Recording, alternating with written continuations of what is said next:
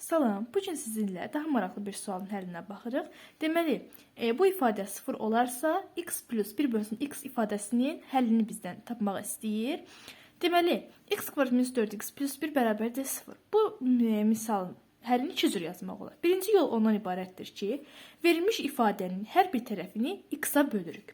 Yazaq, x kvadrat minus 4x plus 1 bərabərdir 0 bölünsün x və x. X kvadrat minus 4x plus 1. Buraları ayrı-ayrıqda x-a bölək. Onsuz da 0'ı x-a böldükdə 0 alınır.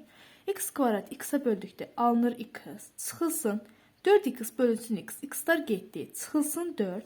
Üstə gəlinsin 1 bölünsün x. Bərabərdir 0. X üstə gəlsin 1 plus x-i yanaşı yazsaq bərabərdir. Mənfi 4'ü digər tərəfə keçiririk. Olur müsbət 4. Aydındır. İndi isə bizim verilən ifadənin həllini tapmış olduq. 4 almış olduq. Bu açıq sual formasında verilə bilər. Bu zaman bunun həllini necə yazmaq olar? Verilən ifadəni müxtəsər vurma düsturuna bağlayaraq həll etmək daha doğru olar. Daha doğrusu daha başqa bir yoldur. Üstə gəlsin 1 bərabərdir 0. Düzdür. Burada 4x 2 vurulsun 2 vurulsun x'dir.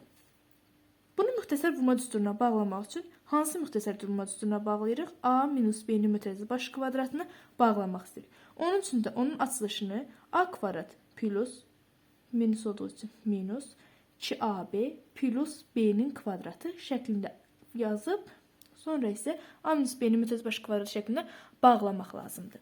İndi isə bizim birinci həddimiz nədir? X. İkinci həddimiz isə 2'dir. Biz burada 2'nin kvadratını əlavə edirik və çıxırıq. X kvadrat minus 4x.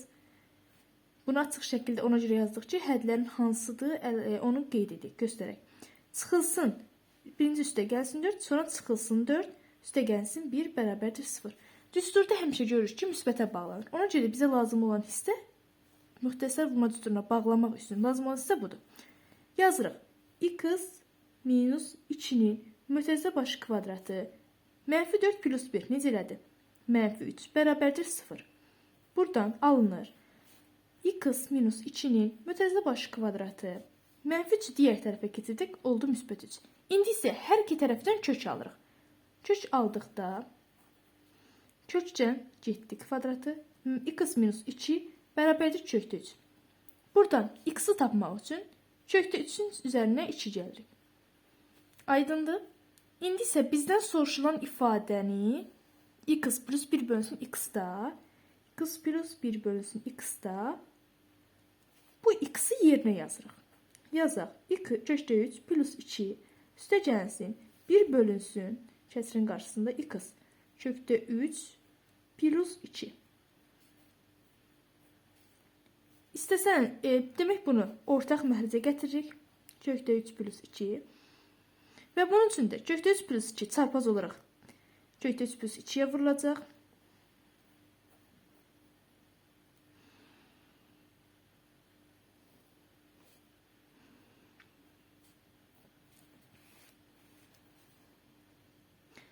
Və üzərinə 1 gəlinəcək. İndi isə vuraq. Kökdə 3'e vurduq 3. Kökdə 3'ü 2'ye vurduq. 2 kökdə 3. 2 kökdə 3'e vurduq. Yenə 2 kökdə 3. Oldu 4 kökdə 3.